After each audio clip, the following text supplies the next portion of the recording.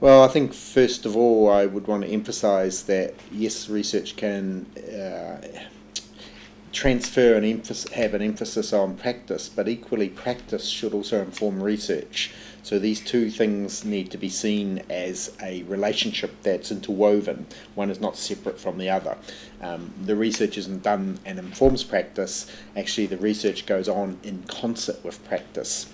Obviously, I have a strong emphasis on research-informed and evidence-based practice. So the decisions that we make in the future do need to be grounded in some kind of evidence. And one of the challenges in the past is I think there's been a lot of hope and hype about the value of new technologies in education without sufficient critical analysis of the evidence. So MOOCs are a very good example of that. And I'm still, I think, like many others, sifting through the evidence, the research that's emerging. Ultimately, I would like to think we'll learn through the research how to most effectively take advantage of this new phenomenon of the MOOC, but similarly, how the MOOC is shaping the kind of research agenda that we have as well.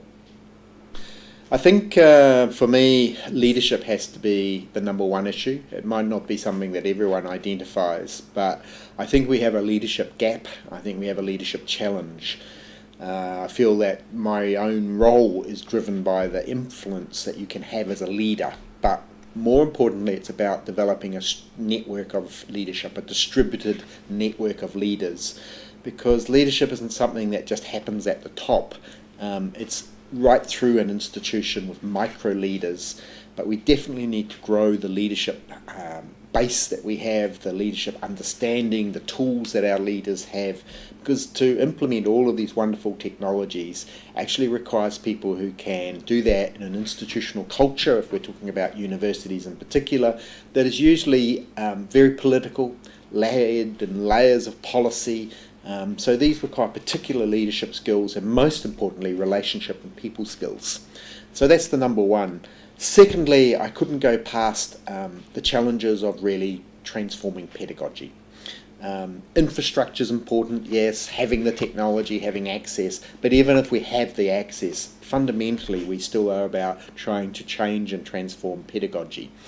The teaching and learning philosophies and ideas and theories of our teachers, because the history tells us that most likely path is that people will use the new technologies according to their old pedagogies and the way they've always done things in the past.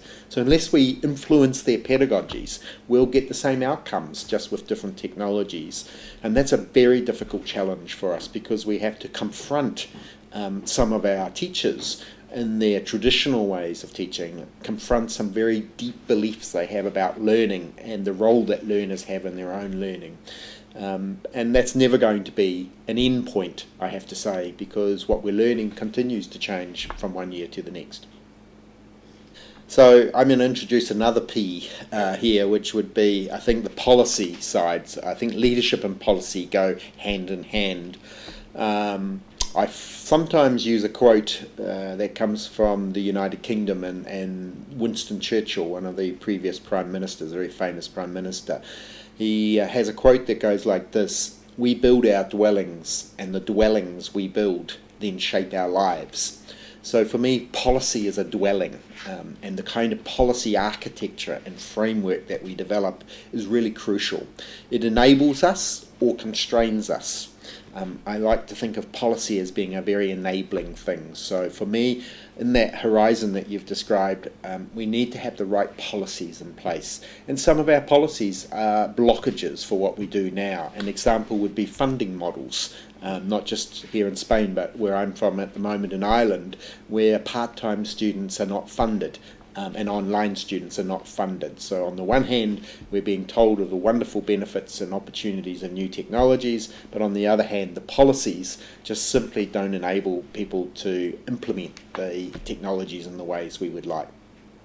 In some respects, that's a kind of yes or no question, but I know it's not intended to be. But my short answer is yes. I'm very firmly in the camp that we need to be collaborating, that the advantage that universities can provide for their learners are going to be amplified, accelerated through collaboration with strategic partners. I'm very much supportive of the idea of joint degree programs. Because ultimately, I think the outcomes are going to be better for the learners when we're able to share not only the design lessons that we can from one institution to another, but also education is about people, it's about relationships, it's about cultural understandings. So the other advantages, particularly when those partnerships come from different countries, is generating the kind of knowledge that's required for citizens of the 21st century who need to be respectful and mindful of all sorts of cultural differences. So for me, that's very important. Well, there are numerous scenarios that are possible, I suppose, for the future of open online, blended, distance, whatever language we want to use. No one, of course, knows what the outcome is going to be. We can't predict the future. Having said that, I would much rather be in a situation where we're trying to shape that future and make the future. I think there's a nice distinction to be made between being a future taker, someone else's future, or being a future maker. So I think one of the roles of being an institutional leader and working with similar institutions who are also future makers is that the future is very exciting. We have numerous opportunities to create a better future for our citizens, for our learners, but then there are many challenges. How do we fund those futures and the kind of models that we have that we need to implement the sort of ideals we have?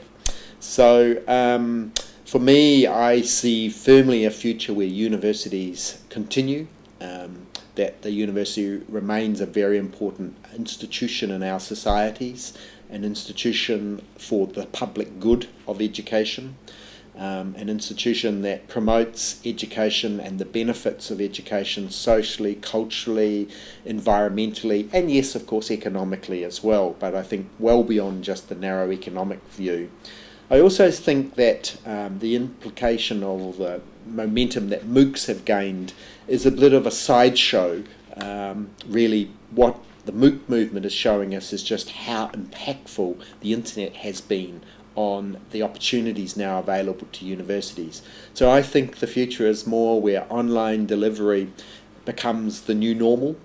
I almost feel that we need to lose the term online learning, because I don't hear of many universities talking about I'm DCU face-to-face university instead of DCU online, to quote my own university. So I think that's just a maturing of where we are now. I think that the online will just be part of what many institutions do, if not all of them. What's more important is working out our mission, what role we play as an institution, and shaping our own future rather than worrying about what's being done to us. So e-portfolios, I think, are a very interesting and potentially very exciting field or application for use in education. I have some background in e-portfolios, having been involved in the development of the Mahara open source e-portfolio system that works with Moodle. The one hand we have the technology, and on the other hand we have the implementation. And I think the technology is getting better in terms of its understanding of what the solutions we're looking for, but the implementation is still a great challenge. And it's like any of the technologies that we've had. Without the right people implementing it for the right reasons, understanding the reasons why we want the technology, because it's not just a solution in search of a problem, we have to identify what the problem is. In the case of e-portfolios, I think we're still struggling to articulate precisely the problem that the technology is grappling to solve or give us solutions for. Portfolios can be used for many different things. They can be used just as a simple showcase, as an electronic CV, which personally I think is very low level, or they can be used for deep levels of learner reflection to help the learner to articulate and reflect on their progress. It's that use of portfolios that I really think has a lot of potential, but I would be much more inclined to see the portfolio embedded in a whole program of study, not just something that's added on. It needs to be designed right from the start into the program, where the student is continuing their portfolio from one course to the next, and really reflecting and building this habit of reflection as part of their ethos as a learner. So again, these are much harder things to achieve than the theory necessarily suggests, and usually requires a degree of cultural shift in the thinking around teaching and learning.